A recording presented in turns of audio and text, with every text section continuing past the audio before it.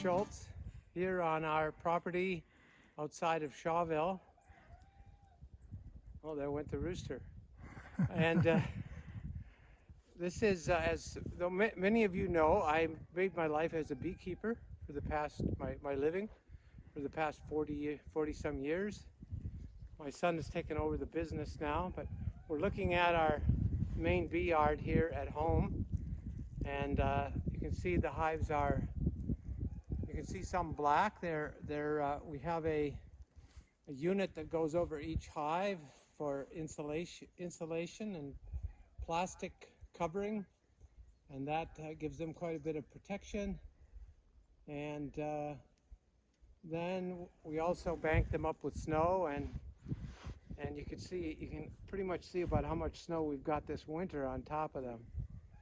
So they're all hopefully nice and snug in there, and we'll probably check them sometime next month, you know, mid to the end of March. We'll maybe go in and see how they're doing.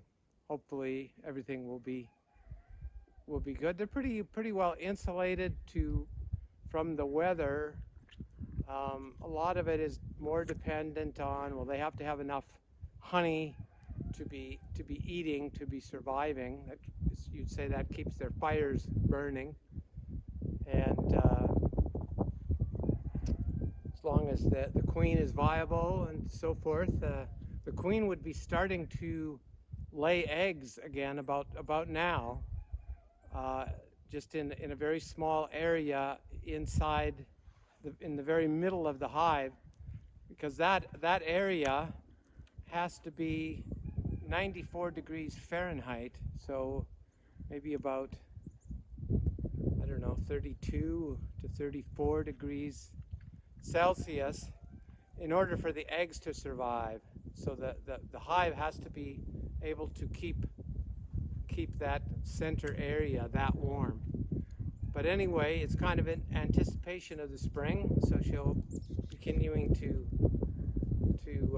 lay eggs as the weather gets warmer, and they can keep a larger area warm as the weather moderates and so forth. Here we are indoors in our honey house, and this is where we process the honey. You can see some of our equipment here. This is our extractor that we use to spin the honey out of the frames, and it's just a centrifuge. And we've got some frames sitting over here. Looks like somebody ran the extractor a bit too fast and exploded the frames. This is what they should look like that. And we also have some equipment over here for melting the wax. We end up with, this is the beeswax that comes from the combs, and we use this for making candles. And honey is stored in pails after it's been extracted for the winter. There's pails sitting around here and there. On this side, we just have an area for, these are bottling tanks that we use for filling jars, getting orders ready.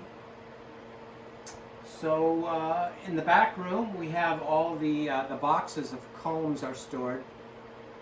So it's, you know, it's a pretty simple operation in a lot of ways. We do between 10 and 15,000 pounds in a year, something like that, depending upon how good the year is.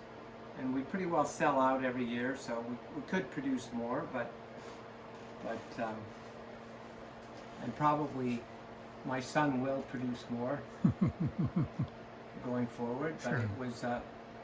It was enough for us to make a living.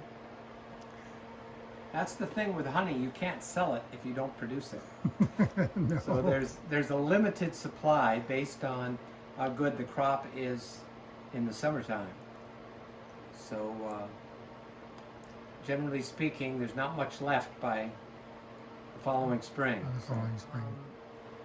The pandemic has been a real penance for those of us who really appreciate St. Mary's. You know, the relationships that we have there, the connection that we have there, really the anchor to our lives, and not being able to go.